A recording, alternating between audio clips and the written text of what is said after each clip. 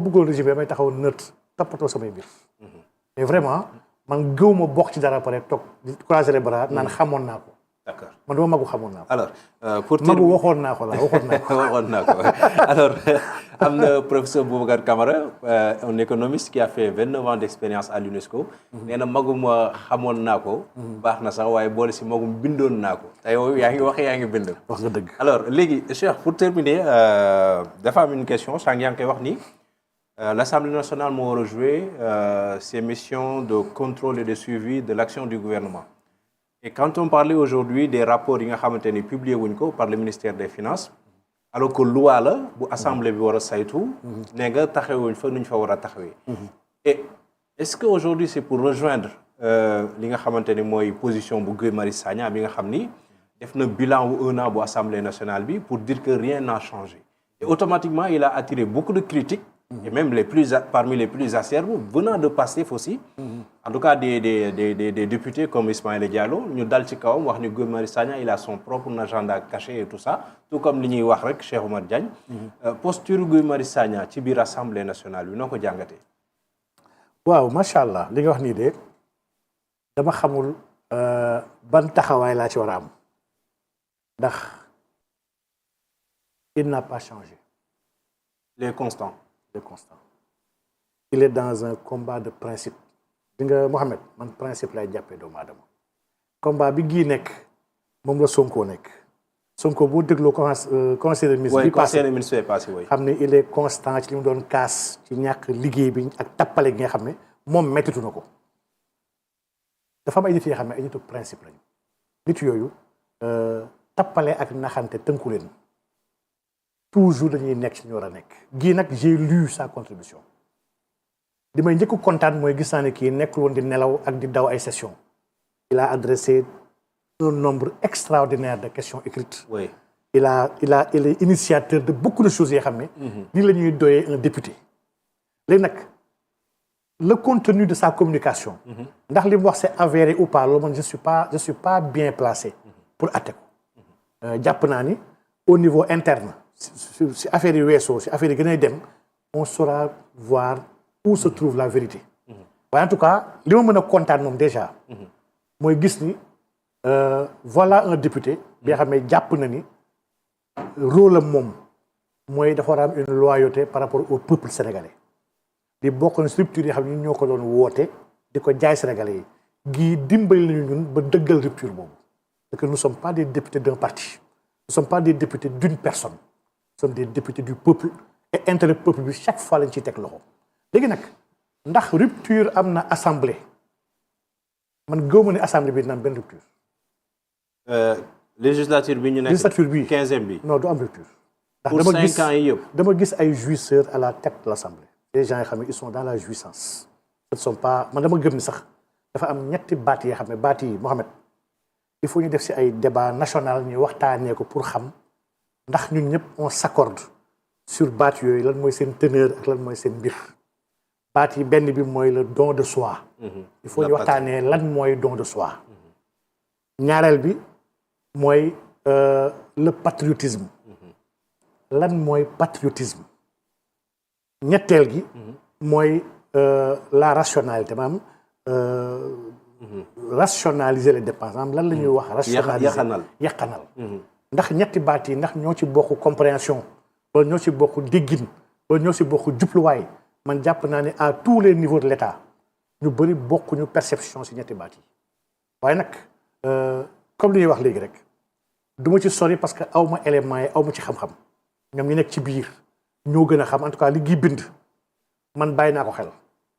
ndax xaw ma gii ci tappale gi on a partagé beaucoup de combats collectif des violences policières contre les violences policières non aux APE collectif franc CFA ñun gii dañoo def ay commandes gii bokk ñu ay garde à vue kaso jàpp nañ ñu ramasse ñu dugal ñu police génnee ñu man ñoom gii ñoom Hannibal Djim aujourd'hui mu ngi à la présidence un homme de principe et de valeur ñoom Ben Talib aujourd'hui tam mu ngi présidence ñun ñëpp dañoo toog ci ay combats depuis des années man je respecte le combattant qu'il est et je sais que c'est quelqu'un bi xam ne qui aime ce pays léegi nag ndax il a un agenda ou pas ñu koy wax ñoom ragaluñu yàlla ndax gis nga sëñ Mohamed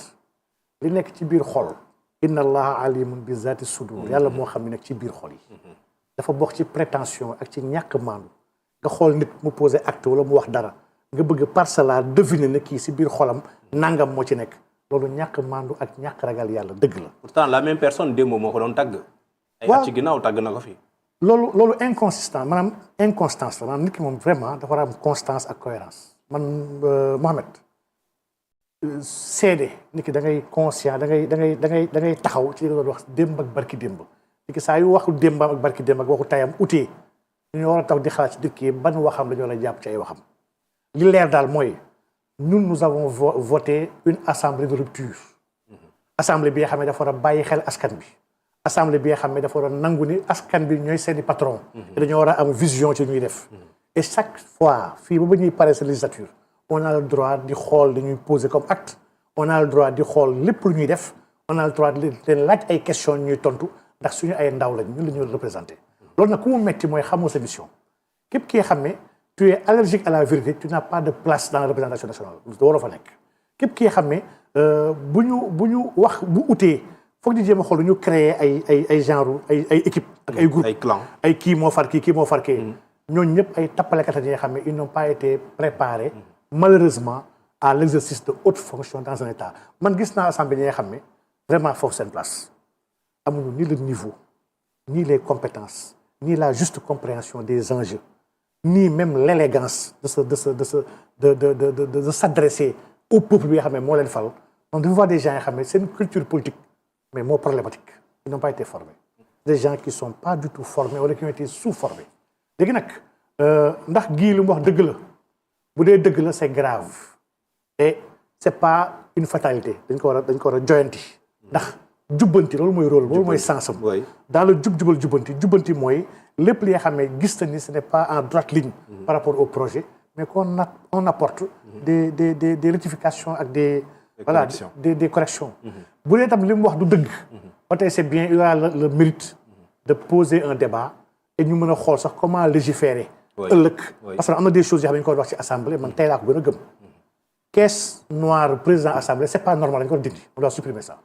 c'est pas normal ñu bàyyi président assemblée benn 1 milliard mu ciy caaxaan na ci may ay tàndarmaak wala di ci jënd ay soow ak wala ci may non loolu du yoon c'est pas normal c'est pas normal yëpp c'est des pratiques yoo xam ne de jouissance de la bourgeoisie bi nga xam ne mais vraiment c'est mbiru waa col blanc la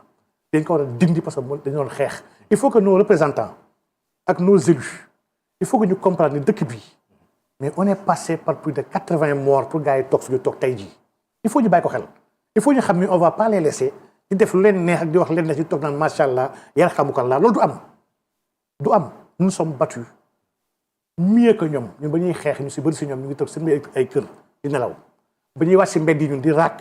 di ko ñàkkanteeg mag yi ñu si bëri si ñoom dañoo fayal si ay téléphone daw génn dëkk bi ñun bay wax di métti ñu taxaw fii si dëkk bi di wax bu ñu yaakaar ne il peut nous intimider ba ñuy wax waxuñu dañ fi toog di continuer wax dañ fi jógee di continuer sax di wax donc vraiment ce pays là il faut gars yi am conscience que dañ koo bokk et que le mindset actuel de l'homme sénégalais de manière générale mooy nit ki nga xam ne dafa joxe réew ba pare taxaw di contrôler ak di surveiller maanaam joxuñu leen réew mi rek dem toog suñu ay néeg nelaw non demeewul bu demee noonu on sera là en tant que des gardiens on sera là en tant que des veilleurs on sera là di joxoñ di wane fan mooy yoon on va être là tam à dénoncer et nañ xam ni bu ñu deful li ñu war a def kon nañu war askan bi yëpp te askan bi xaarul si ñoom li ñuy def nii aujourd'hui man j'ai déploré déjà l'élégance dans la manière de parler de certains députés j'ai déploré l'arrogance et même la condescendance des fois quand il s'adresse au peuple bi nga xam ne mooy son patron ndax quand tu es un représentant du peuple le peuple mooy sa patron liberté bu ñu am ñun en tant que des gens yoo xam ne aujourd'hui on n'a aucun poste liberté bu ñu am ci wax nu mu ñu neexee ñoom amuñu même liberté boobu ñoom ils sont astreints ils sont dans des fonctions vraiment dañoo war a bàyyi xel ñu leen fa teg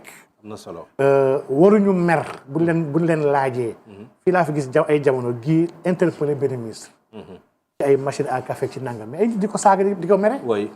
mais dans un pays sérieux quand on t'interpelle tu réponds effectivement bu dee kooku dafa juum wala ko da ngaa juum et puis on avance bu dee li mu wax noonu la nga wax ko la moo tax mu demee noonu mu comprendre